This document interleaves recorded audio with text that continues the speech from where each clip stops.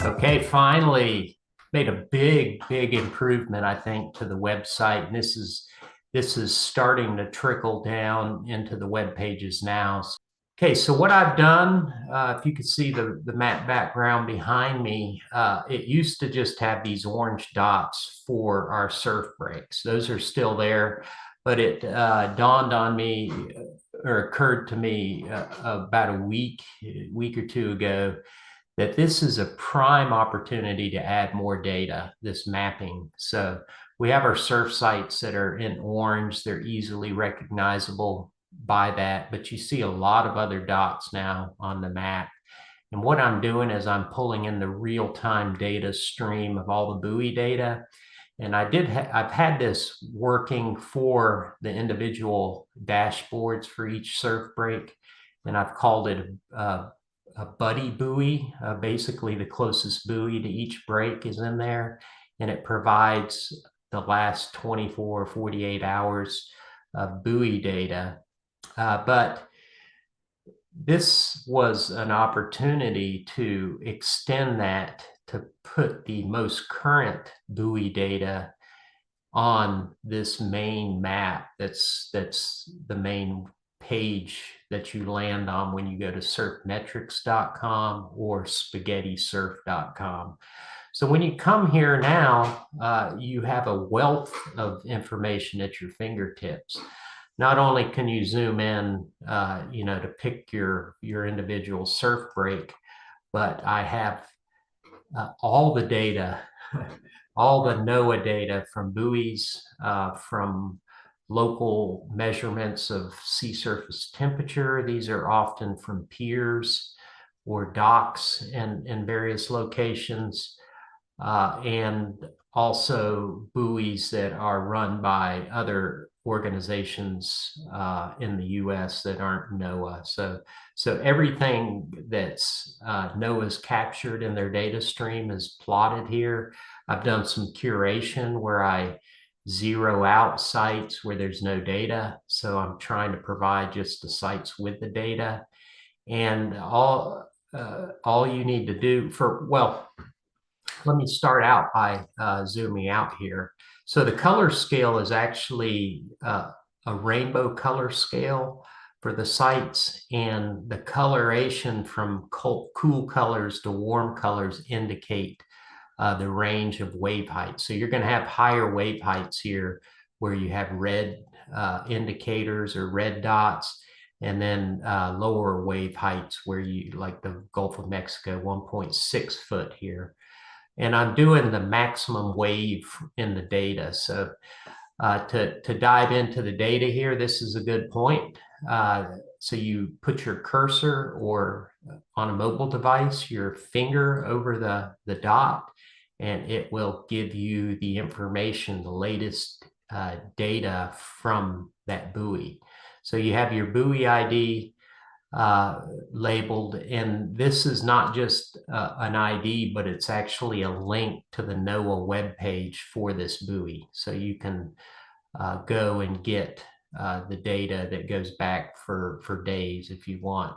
But in most cases, you want to look at the last 12 hours or 24 hours. This will provide it to you, but I am harvesting essentially the latest observations. So you see the sea surface temperature showing up here. And I put the units in Fahrenheit for right now. I'm going to stick with that since most of this data is coming from the US. The latest winds, west at 6 knots. So I'm not doing degrees here. I'm doing wind direction, compass wind direction. And also you could see swell and W wave, which is wind wave. So we're providing the wave components, east-southeast swell, 10 foot at 10.8 seconds, and a wind wave at 1.6 foot at 4 seconds. So again, this is a huge improvement. You can go, let's say I'm interested in Southeast North Carolina, and I want to go surfing today. You can zoom in, you can see the different surf sites, Ocean Crest, Yopon, Curie, Carolina Beach, Wrightsville Beach, Surf City. You have all the buoys now at your fingertips.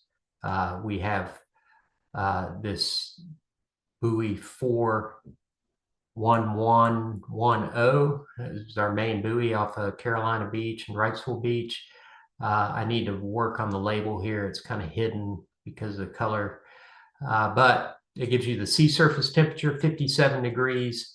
This S wave is the significant wave height, the swell, and the wind wave height. So again, we're capturing all the wave components that are available in the data, and we're providing this in real time to give you current conditions through the map, the interactive map. Also, this is Mason Burl here. It's just a wind measurement. So again, I've curated the data, cleaned it up. If there's no buoy information, no wave information, I just provide what's available. In this case, it's wind data.